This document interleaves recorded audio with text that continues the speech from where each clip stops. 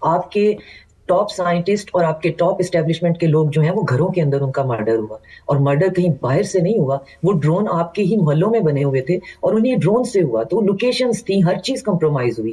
آپ کے اندر بھی خریدنے بکنے کا بہت بڑا عمل تھا. بہت زیادہ انڈینز انہوں نے باہر نکالے، وہ موساد کے لیے کام کر رہے تھے، افغانی جو ہے وہ ایز اے فٹ سولجر کام کر رہے تھے. اب بھی ان کا بہت بڑا سیکیورٹی بریچ ہے. اب اندازہ کریں، میں بار بار کہہ رہی ہوں کہ 40، ایک نہیں، دو نہیں، تین نہیں، 40,000 ٹرمینل جو انہوں نے ابھی تک وہاں سے پکڑے ہیں. یہ مذاق نہیں ہے کسی ملک کے اندر اسمگل کر لینا. اور اگر اس کی انٹیلیجنس جو ہے وہ سوئی ہوئی ہے اور اتنا کچھ ملک کے اندر اسمگل ہو رہا تھا، اب امیجن کریں کہ اس کے ساتھ اور کیا ہو سکتا ہے.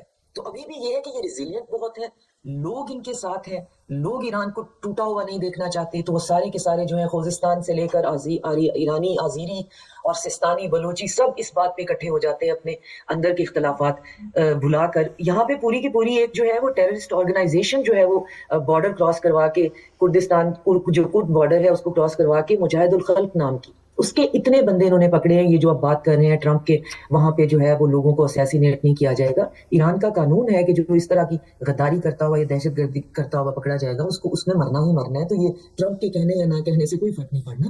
وہاں پہ جو بھی لوگ ہیں، مجاہد الخلق کہاں بنی؟ ویسٹرن 3 لیٹر ایجنسی نے البینیا کے اندر بنائی، البینیا میں سے بنایا. ملٹیپل فریکشنز ہیں اس کے اندر، ملٹیپل ایتھنیسٹیز ہیں، اور مجاہد الخلق بنا کر ایران کے اندر پلانٹ کی، اور وہ لوگوں کو وہاں پہ مسجدوں سے لے کر لوگوں کا مرڈر کرنے تک کہہ رہے ہیں. جی کم از کم جو ہے ویسٹرن میڈیا کا چلو ایمپلیفائی کر رہے ہیں، 500 بندہ تو جو ہے وہ پوائنٹ بلینک سیلنسر لگی ہوئی ریوالور سے جو ہے وہ مر گیا ہے، اور 140 بندہ لا انفورسمنٹ کا مر گیا. تو یہ بڑی اگلی سی گندی سی ریسیپی ہے. اس میں آپ یوکرین میں دیکھیں یہی ہوا، سیریا میں 2011 میں یہی ہوا کہ یہ پہلے ایک آرگینک پروٹیسٹ کے اندر 7 چپ ان ہوتے ہیں، اس کے بعد اپنے انتشار پسند رائٹرز اس میں اکٹھے کرتے ہیں، اور اکٹھے کرنے کے بعد ان کی پہلی کوشش یہ ہوتی ہے کہ لاشیں گرے. اور جب لاشیں گرتی ہیں تو ویسٹ کی طرف سے پریشر ہوتا ہے انسانیت بچانے کا، اور ملک کے اندر ریٹیلیشن ہو جاتی ہے اسٹیٹ کے اگینسٹ. تو اسٹیٹس اب یہ کرتی ہیں اس ریسیپی کو، جو کہ کلیشیڈ ہے، بار بار دہرائی گئی ہے.